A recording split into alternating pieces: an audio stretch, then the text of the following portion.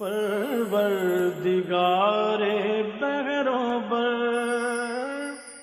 اعوذ باللہ من الشیطان الرجیم، بسم اللہ الرحمن الرحیم۔ ان اللہ وملائکتہ یصلون علی النبی یا ایہا الذین آمنوا صلوا علیہ وسلموا تسلیما۔ اللہم صلی علی سیدنا و نبینا و شفیعنا و مولانا محمد وعلی آل محمد وبارک وسلم۔ محترم خواتین و حضرات، السلام علیکم۔ پیام صبح کے ساتھ ایک بار پھر حاضر میں ہوں آپ کا میزبان انیق احمد۔ جمعہ اور ہفتہ 2 دن سوال و جواب کے لیے ہوتے ہیں، آپ اور ہم جانتے ہیں۔ ان 2 دنوں میں ہم آپ کی جانب سے آئے ہوئے سوالات اپنے عہد کے ایک ممتاز مفتی صاحب کی خدمت میں پیش کرتے ہیں اور ان سے حاصل کرتے ہیں اپنے مسائل کا حل۔ پیر، منگل، بدھ اور جمعرات، ان 4 دنوں میں قرآن کریم کی مختلف آیات پر ہمارے ملک کے ممتاز علماء ہمیں تعلیم فرماتے ہیں کہ قرآن کریم کی یہ آیات ہم سے کیا مخاطبت کر رہی ہیں اور شان نزول کیا ہے۔ لمحہ موجود سے اسے جوڑتے ہیں کہ قرآن کریم کی یہ آیات آج ہم سے کیا مخاطبت کر رہی ہیں۔ اللہ تعالی ہمارے علماء کو سلامت رکھے، تشریف لاتے ہیں اور قرآن سے ہمیں جوڑتے ہیں، قرآن کریم کا علم ہم تک منتقل کرتے ہیں۔ خواتین و حضرات، آج کے ہمارے معزز مہمان محترم مفتی منیب الرحمان صاحب۔ مفتی منیب الرحمان صاحب ہمارے ملک کا ایک مقبول اور محبوب نام، پیام صبح کا لازمی جز، یعنی پہلے دن سے تشریف لا رہے ہیں اور الحمدللہ یہ 12واں برس شروع ہو چکا ہے اور مفتی منیب الرحمان صاحب اور دیگر علماء ہمارے پروگرام میں شریک ہوتے ہیں، درخواست ہماری قبول کرتے ہیں، تشریف لاتے ہیں اور قرآن کریم کا علم ہمیں دیتے ہیں۔ مفتی منیب الرحمان صاحب کو خوش آمدید کہتے ہوئے پروگرام کا آغاز اللہ تعالیٰ کے بابرکت نام سے، سورہ بقرہ اور آیت نمبر ہے 30۔ اعوذ باللہ من الشیطان الرجیم، بسم اللہ الرحمن الرحیم۔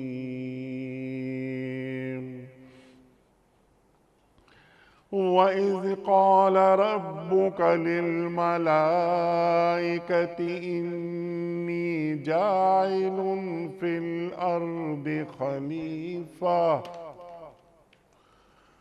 قَالُوا أَتَجْعَلُ فِيهَا مَن يُفْسِدُ فِيهَا وَيَسْفِكُ الدِّمَاءَ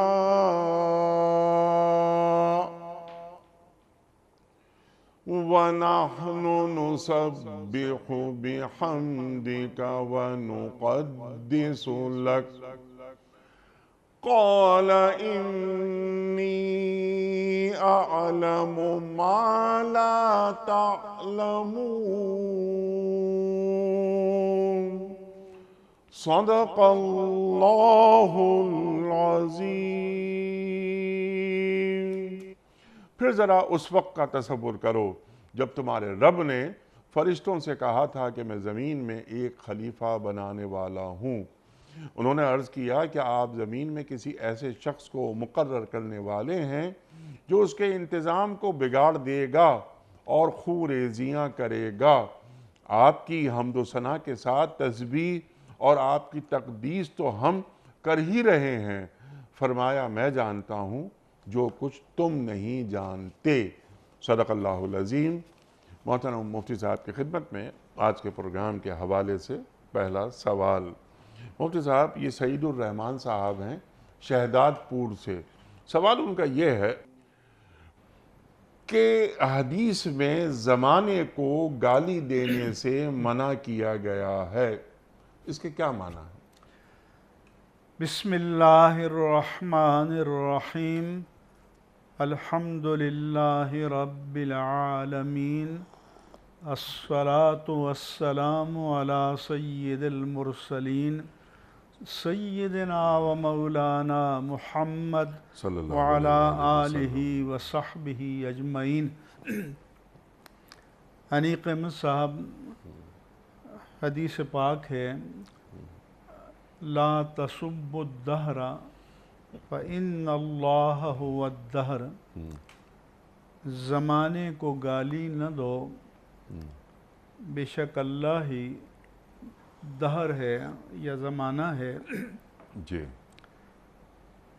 بظاہر تو اس سے یہ سمجھ میں آتا ہے کہ اللہ کے اسماء صفات میں دہر بھی ہے، لیکن ایسا نہیں ہے۔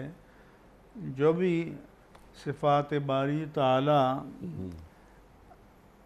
اور اسماء مقدسہ، اسماء حسنہ ہم نے قرآن و حدیث میں پڑھے، اس میں دہر نہیں آتا۔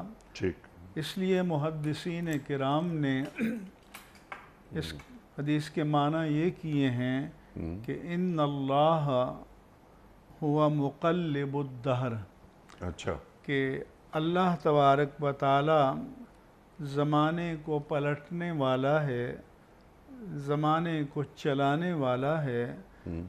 ہم آپ سب جانتے ہیں کہ یہ جو کائنات ہے، تکوینی نظام، جی اس کو ٹائم اینڈ اسپیس یا ظرف زمان اور ظرف مکان سے یا زمان و مکان سے تعبیر کیا جاتا ہے۔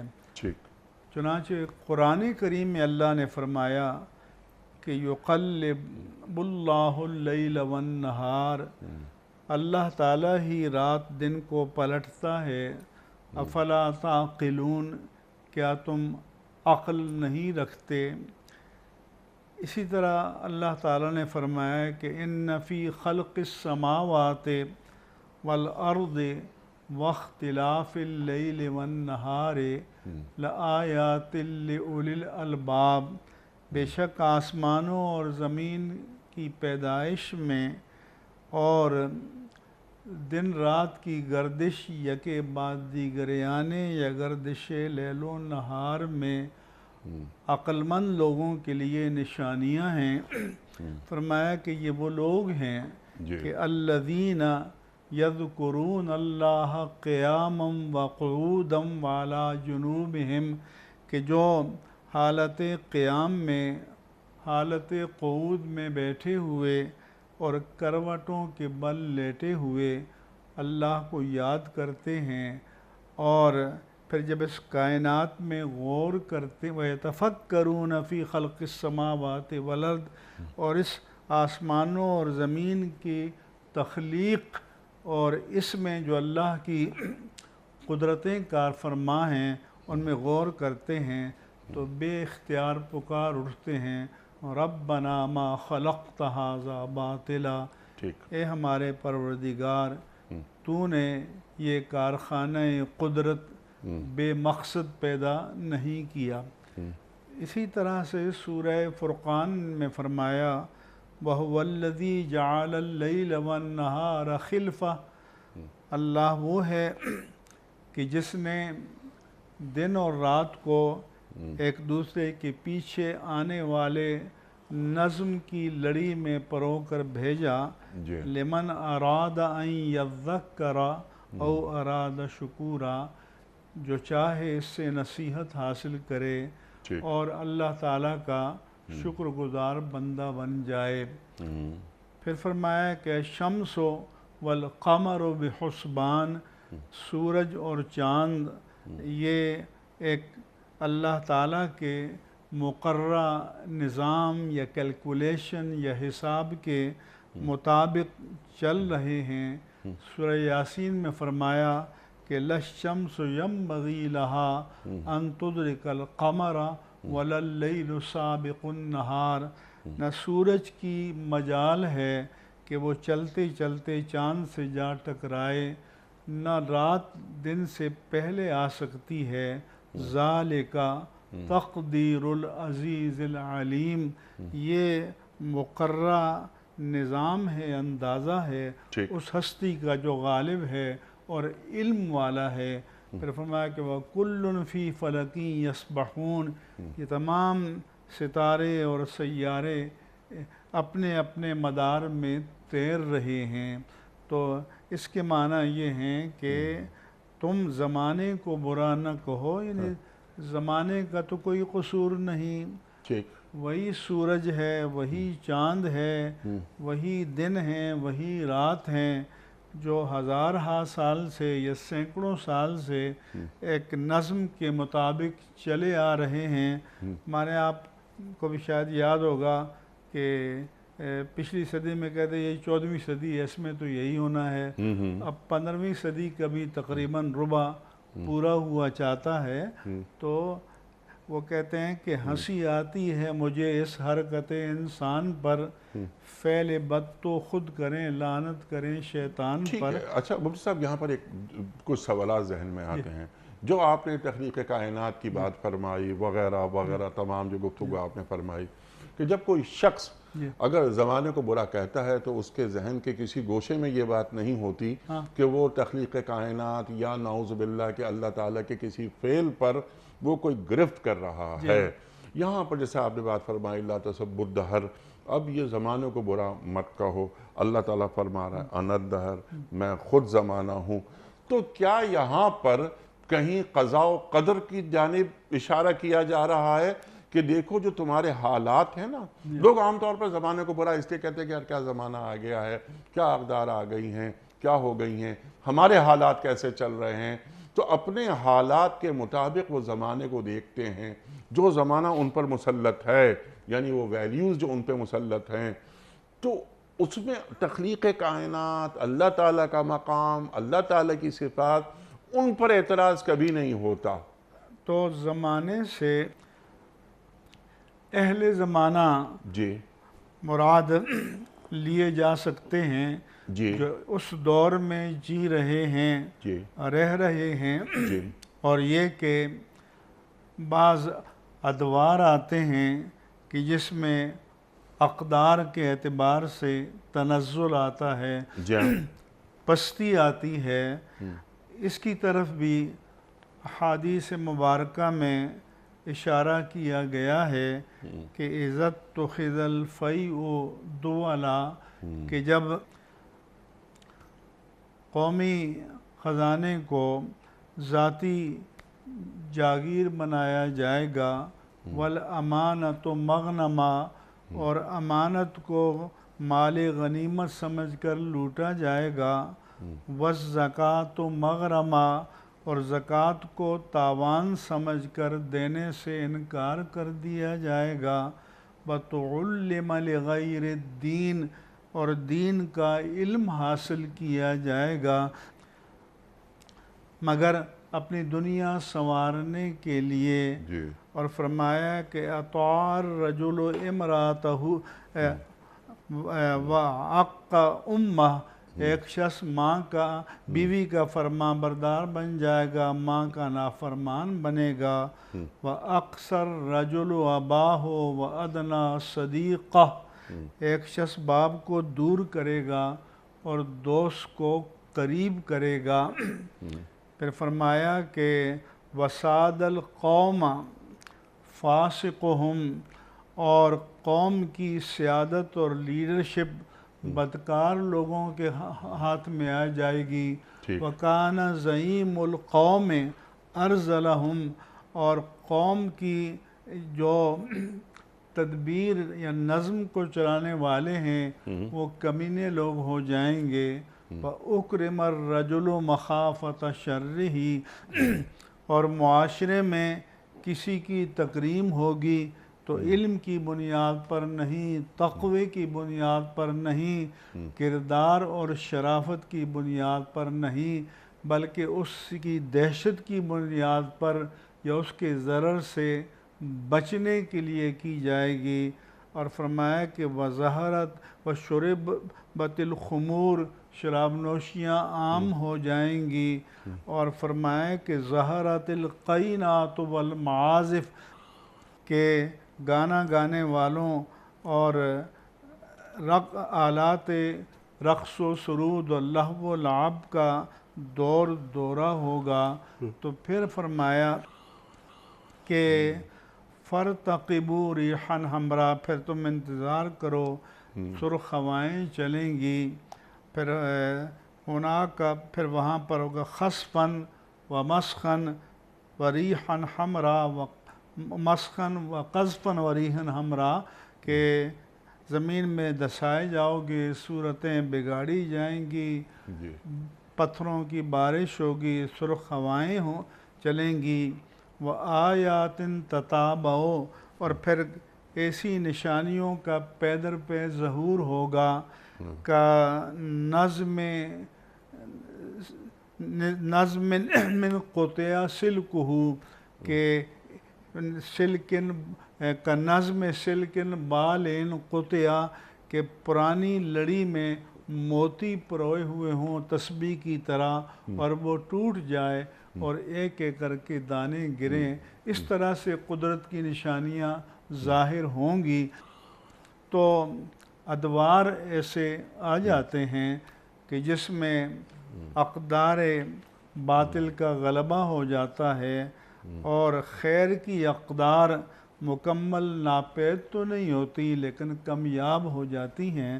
تو اس طرف تو احادیث مبارکہ میں بھی اشارے کیے گئے ہیں. بالکل ٹھیک ہے، لیکن یہ کہ زمانے کو برا نہیں کہنا چاہیے، یہ ایک ہمیں اصول مل رہا ہے.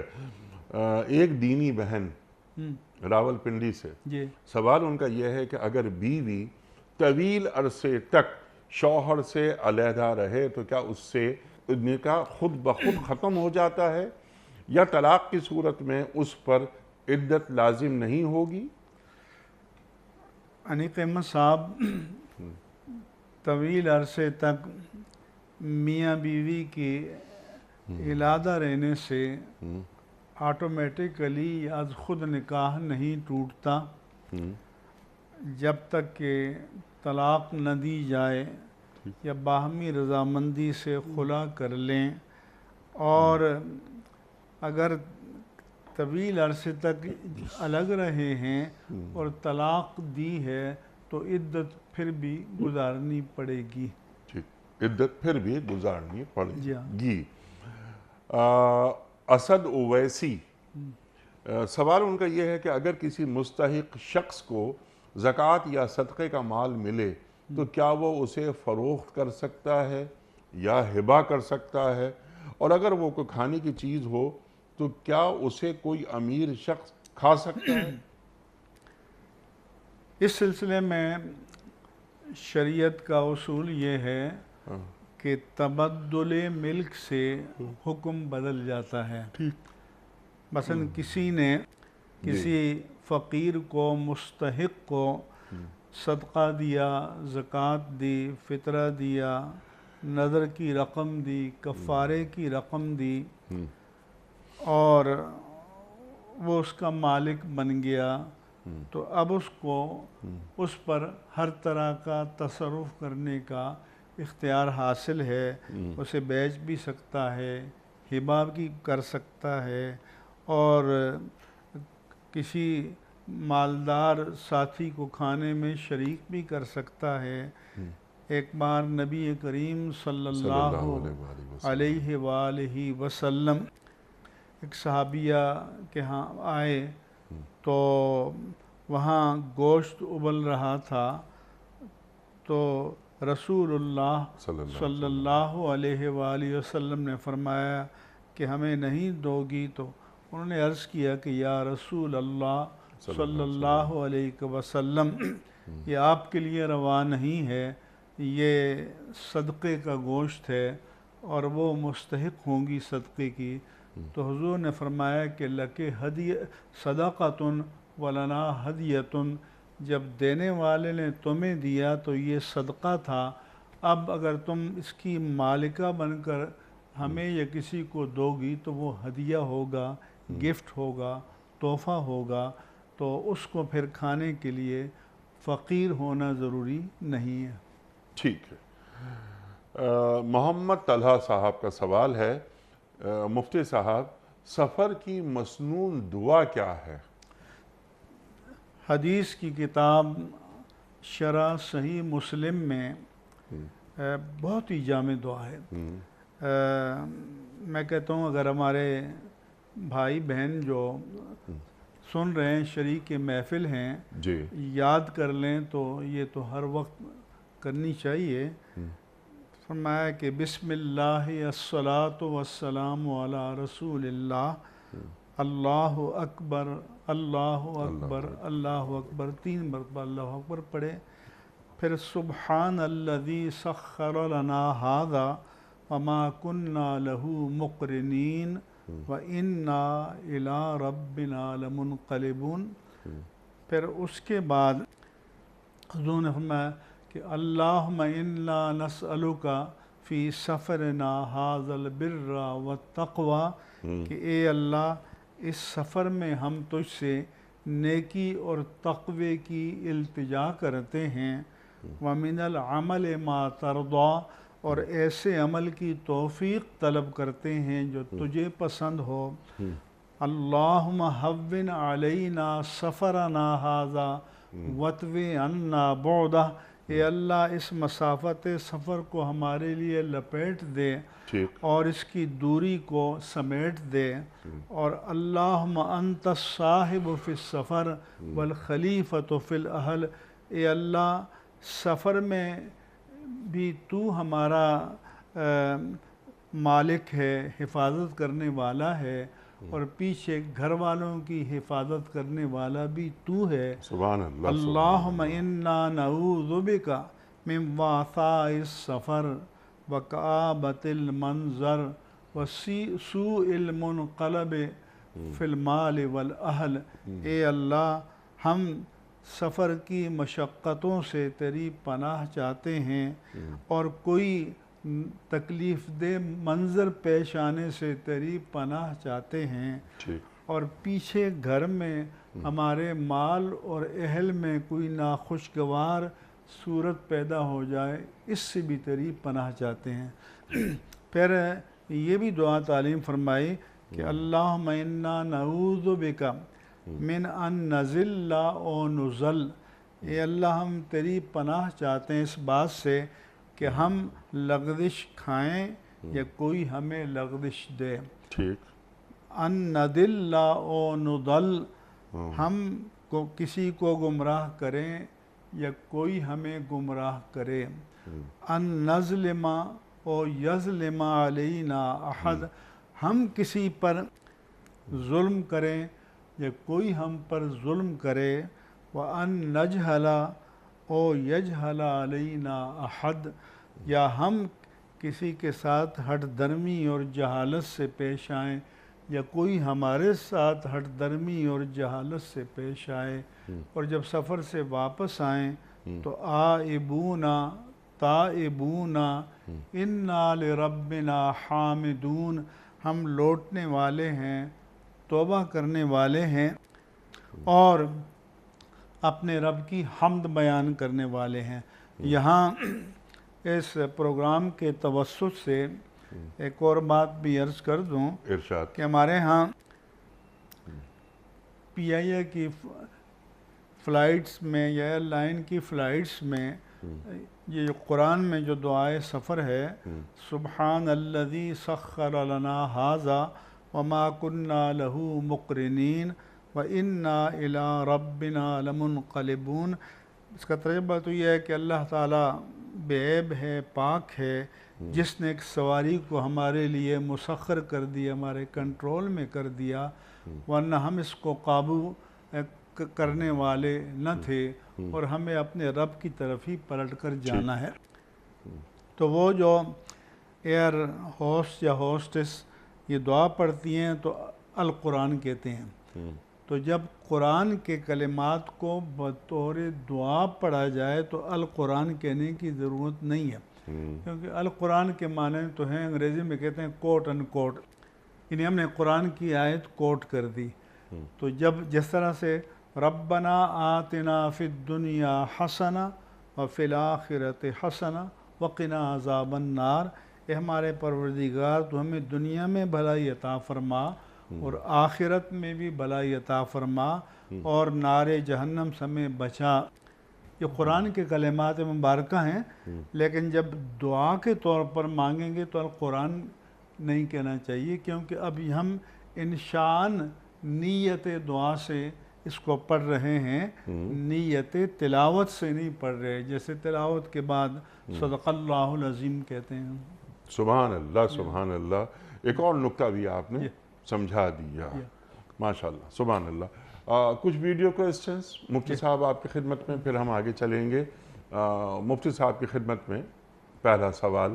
پروردگار بحروں بر۔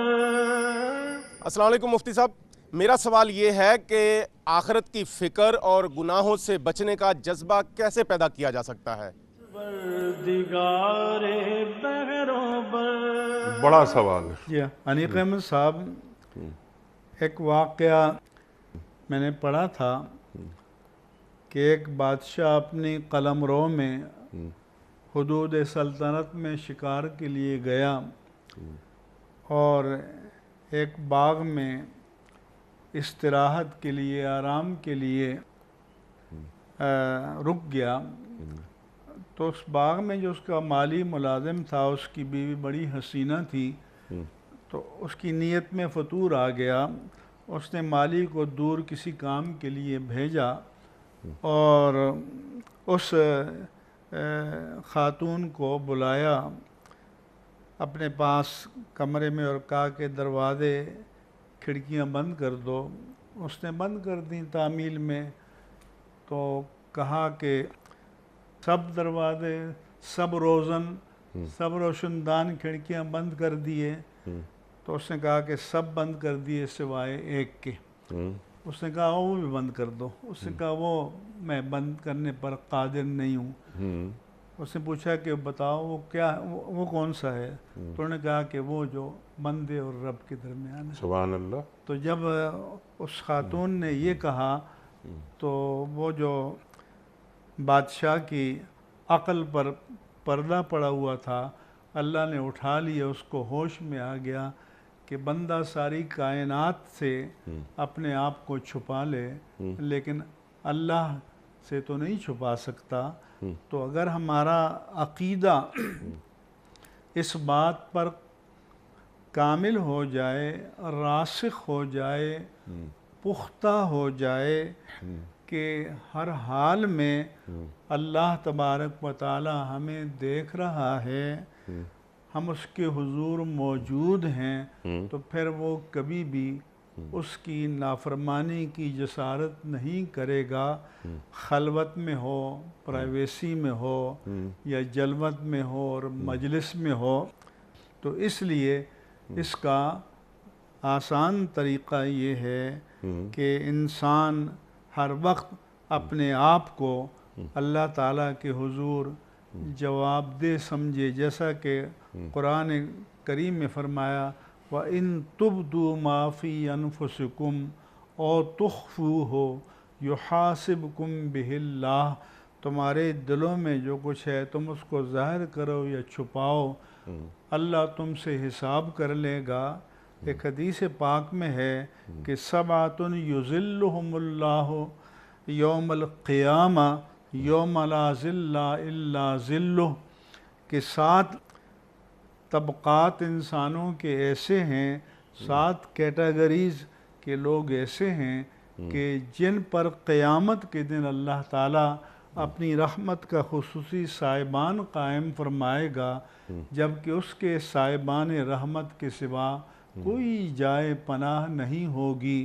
اس میں ایک آپ نے بیان فرمایا کہ رجل دعت ہو امرات ذات حسب و جمال فقال انی اخاف اللہ، ایک شخص کو کسی اسٹیٹس والی اور جمال والی عورت نے دعوت گناہ دی اور کوئی حصی اور مادی اور جسمانی رکاوٹ نہ تھی، لیکن اس نے اللہ کو یاد کیا اور کہا کہ میں اللہ سے ڈرتا ہوں، میں گناہ کی طرف قدم نہیں بڑھا سکتا۔ اب سوال یہ ہے کہ یہ جو خشیت خداوندی ہے جی ہاں، یہ انسان کے اندر کیسے پیدا ہوتی ہے؟ یہ جیسا کہ میں نے عرض کیا کہ یہ اسی صورت میں پیدا ہوگی کہ وہ اس بات کو اپنے دل و دماغ میں راسخ کرے کہ ہماری خلوت ہو یا جلوت ہو، پرائیویسی ہو یا مجلسی زندگی ہو، انفرادی ہو یا اجتماعی زندگی ہو، ہم پوری کائنات سے اپنے آپ کو، اپنے اعمال کو، کرتوتوں کو چھپا سکتے ہیں، اللہ سے نہیں چھپا سکتے۔ اللہ فرماتا ہے کہ اولا یعلم ان اللہ یعلم ما یسرون وما یعلنون، کیا وہ یہ نہیں جانتے کہ جو وہ چھپاتے ہیں یا جو ظاہر کرتے ہیں اللہ تعالیٰ سب کو جانتا ہے۔ تو اللہ تعالیٰ کی بارگاہ میں حضوری کا تصور ہمیشہ انسان کے دل و دماغ میں ہونا چاہیے، یہاں تک کہ عام زندگی تو چھوڑیں، نماز میں ہماری توجہ پلٹ جاتی ہے، کہیں اور چلی جاتی ہے۔ تو بعض روایات میں ہے کہ جب بندے کی توجہ نماز میں ذات باری تعالیٰ سے ہٹ کر کہیں اور منعطف ہو جاتی ہے تو اسے غیب سے ندا آتی ہے کہ اے میرے بندے، ہم سے بہتر کسی کو پا لیا کہ ادھر رخ کر لیا۔ تو اس لیے اللہ تعالیٰ کے حضور اپنے آپ کو ہمیشہ جواب دہ سمجھنا چاہیے، اپنے اقوال میں، اپنے افعال میں، اپنے احوال میں، اپنے خیالات و افکار میں، سب چیزوں میں۔ ٹھیک ہے، کیونکہ اللہ تعالیٰ فرما رہا ہے قرآن کریم میں کہ وَهُوَ مَعَكُمْ أَيْنَمَا كُنْتُمْ، اینما کنتم، جہاں تم ہوگے وہاں مجھے پاؤ گے۔ اچھا مفتی صاحب، اس کے لیے اگر ایک کلیہ یہ بنا لیا جائے اور اپنی زندگیوں میں شامل کر لیا جائے، بلکہ حرز جاں بنا لیا جائے، وہ یہ کہ میرا کوئی بھی عمل ہو، یعنی ہر شخص یہ تصور کرے کہ میرا کوئی بھی عمل ہو، اس عمل سے اللہ اور اللہ کے رسول صلی اللہ علیہ وآلہ وسلم خوش ہوں گے یا ناراض؟ بس یہی کرائٹیریا، یہی کسوٹی، یہی میرٹ ہونا چاہیے کہ اس لیے دعا ہے کہ اللہم وفقنا لما تحب و ترضى، یا اللہ تو ہمیں ایسے اعمال کی توفیق عطا فرما جو تجھے محبوب ہوں اور تجھے پسند ہوں، ولا توفقنا لما لا تحب ولا ترضى، اور ایسے اعمال کی توفیق ہی ہمیں نہ دے جو تجھے محبوب نہ ہوں اور جو تجھے پسند نہ ہوں۔ ایک حدیث پاک میں ہے کہ اللہ تعالیٰ فرماتا ہے کہ ان من عباد اللہ ما ہم بانبیاء ولا شہداء یغبط بہم النبیون والشہداء بمکانۃ من اللہ، کہ اللہ کے بعض بندے ایسے ہیں جو نہ نبی ہیں نہ شہید ہیں، لیکن اللہ کی بارگاہ میں ان کی قربت کا جو درجہ ہے اور مقام ہے اس کو دیکھ کر انبیاء اور شہداء بھی رش کرتے ہیں، یعنی ان کی تحسین کرتے ہیں، اپریشیٹ کرتے ہیں۔ تو وَهُمْ عَلَىٰ مَنَابِرَ مِن نور وَإِنَّ وُجُوهَهُمْ لَنُور، وہ نورانی ممبروں پر ہوں گے اور ان کے چہرے روشن ہوں گے۔ تو صحابہ نے پوچھا کہ من ہم یا رسول اللہ، یا رسول اللہ صلی اللہ علیہ وسلم، وہ کون لوگ ہوں گے؟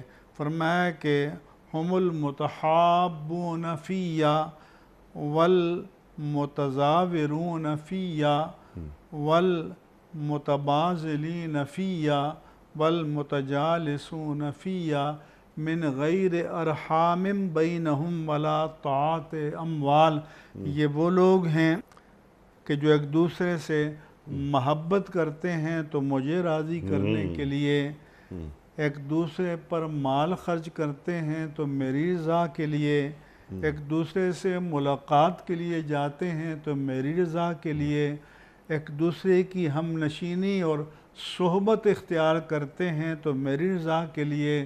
یہاں کوئی طمع، حرص، یعنی یا مال کا لین دین یا کوئی قرابت کا رشتہ نہیں، بلکہ ایمان کا اور دین کا رشتہ جو ہے وہ ان کو قریب کرتا ہے۔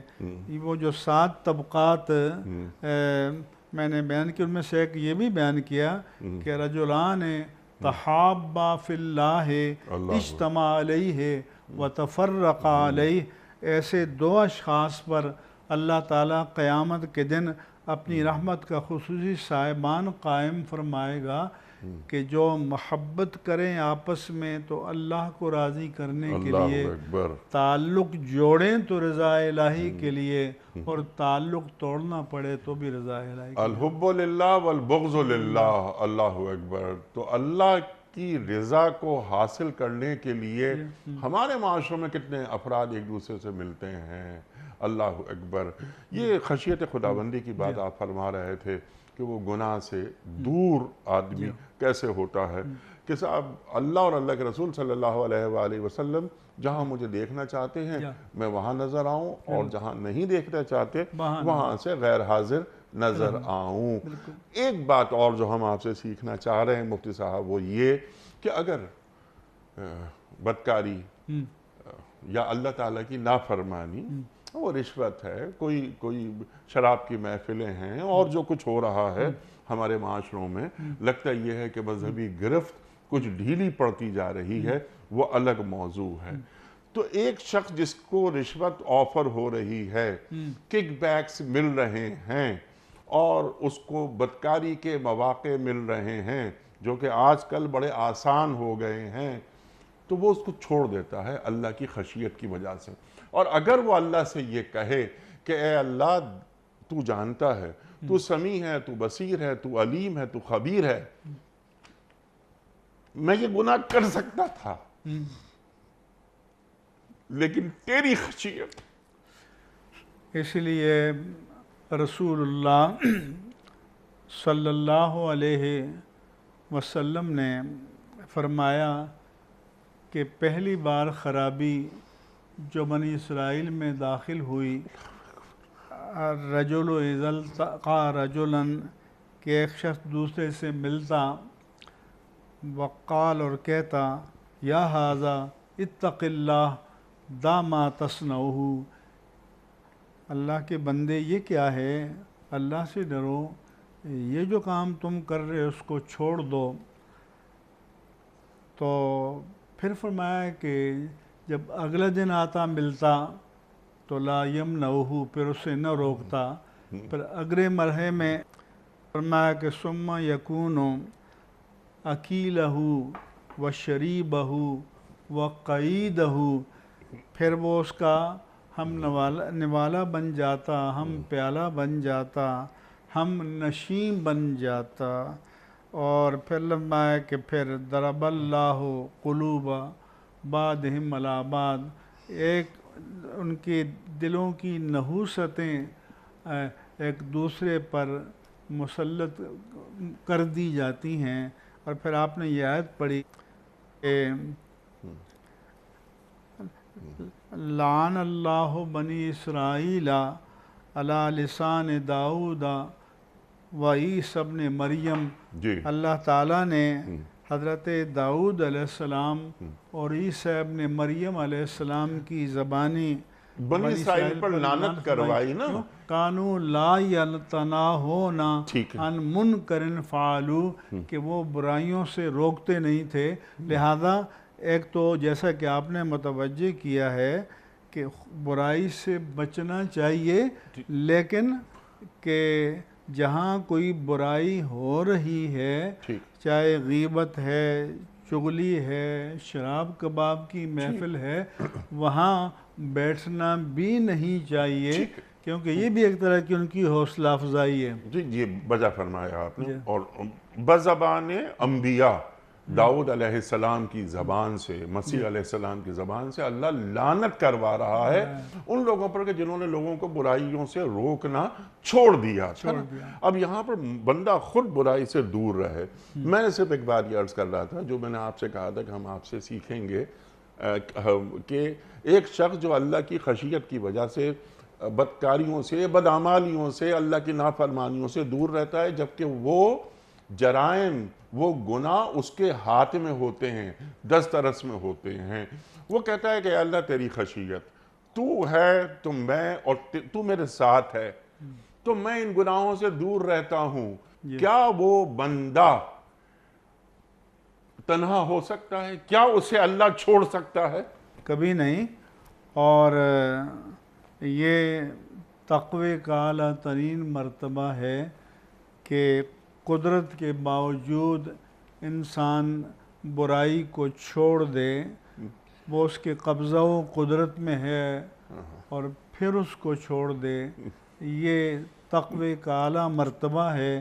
ایک روایت میں ہے کہ موسیٰ علیہ السلام نے اللہ تعالیٰ سے دریافت کیا کہ من اعز عبادک، یا اللہ تیرے بندوں میں سے تجھے سب سے زیادہ عزیز اور پیارا کون سا بندہ ہے؟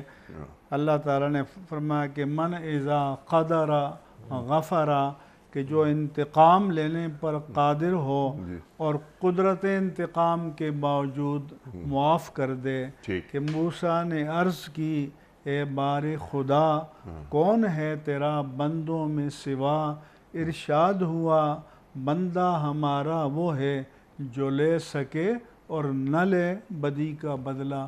تو قدرت کے باوجود جب انسان برائی سے رکے تو یہ نیکی کا اعلیٰ ترین مقام ہے، نیکی کا بلند ترین مقام ہے، اور یہی وہ مقام ولایت ہے کہ حدیث پاک میں فرمایا کہ ان من عباد اللہ اشس مغبر اذا اقسم علی اللہ لا برا، کہ اللہ کے بندوں میں سے بعض پراگندہ بال، غبار آلود، یعنی ان کی حالت بظاہر دلکش نہیں ہوتی، لیکن اللہ کی بارگاہ میں ان کے مقام تقرب کا یہ عالم ہوتا ہے کہ اگر اللہ کی قسم کھا کر کہتے ہیں کہ یہ بات یوں ہے تو وہ ویسی ہو جاتی ہے، اللہ پوری کر دیتا ہے۔ اللہ اس کی زبان کی لاج رکھتا ہے، اس کو سرخرو فرماتا ہے اس تقرب کی اور قربت کی وجہ سے۔ سبحان اللہ، سبحان اللہ۔ دو گروہوں سے اللہ اور اللہ کے رسول صلی اللہ علیہ وآلہ وسلم کی جنگ ہے۔ سود کھانے والے، اللہ اکبر، فَإِن لَمْ تَفْعَلُوا فَآذَنُوا بِحَرْبٍ مِّنَ اللَّهِ وَرَسُولِهِ، واضح بات ہو گئی۔ اور اللہ کے رسول صلی اللہ علیہ وآلہ وسلم کی جنگ کس سے ہے؟ کہ جو اللہ والے ہیں، جو اللہ والے ہیں، اگر ان کو کسی بندے نے تکلیف پہنچائی، آپ فرمائیے مفتی صاحب۔ فرمایا جیسے صحابہ کرام کے بارے میں حضور نے فرمایا لا تسبوا اصحابی، میرے اصحاب کو برا نہ کہو، فمن احبہم فبحبی احبہم، جو ان سے پیار کرے گا وہ میری نسبت کی وجہ سے کرے گا، ومن ابغضہم فببغضی ابغضہم، جو ان سے بغض رکھے گا میری نسبت کی وجہ سے رکھے گا، ومن ابغضنی فقد اذانی، جس نے مجھ سے بغض رکھا اس نے مجھے اذیت پہنچائی، ومن اذانی فقد اذی اللہ، جس نے مجھے تکلیف پہنچائی اس نے اللہ کو تکلیف پہنچائی، ومن اذی اللہ فیوشک ان یاخذہ، جو اللہ کو اذیت پہنچائے گا تو بعید نہیں کہ اللہ اس کو اپنی پکڑ میں لے لے، گرفت میں لے لے۔ اللہ اکبر، اللہ اکبر۔ مفتی صاحب آج کے پروگرام کا آخری سوال آپ کی خدمت میں۔ السلام علیکم مفتی صاحب، میں یہ جاننا چاہ رہا تھا کہ یہ جو نماز جنازہ میں شرکت کرنے کے بعد آدھے لوگ جو ہے وہیں سے روانہ ہو جاتے ہیں اور آدھے لوگ جو ہے قبرستان جاتے ہیں، تو دین اسلام اس بارے میں کیا کہتا ہے؟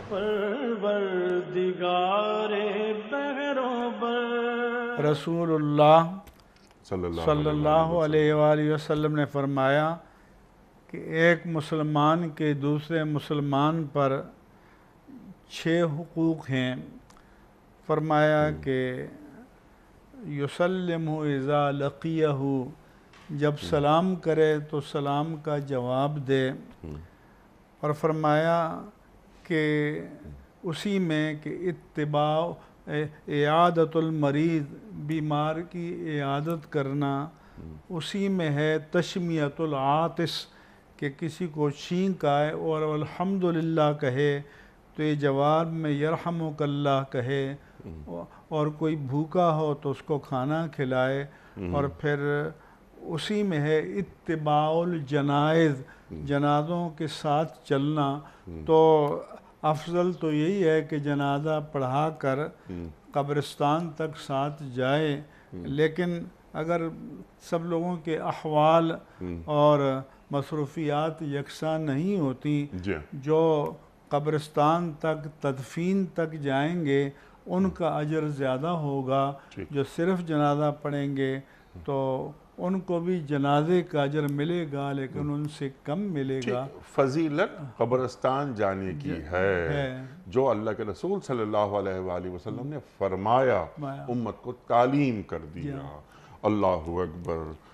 مفتی صاحب آپ کا بڑا شکر گزار، آپ تشریف لائے۔ خواتین حضرات، اپنے علماء کے بڑے ہم شکر گزار رہتے ہیں کہ وہ تشریف لاتے ہیں اور ہمیں دین کا علم دیتے ہیں، ہمیں بتاتے ہیں کہ باوقار انداز میں کیسے جیا جاتا ہے۔ اللہ اور اللہ کے رسول صلی اللہ علیہ وآلہ وسلم ہمیں کس طرح اور کس سطح پر دیکھنا چاہتے ہیں۔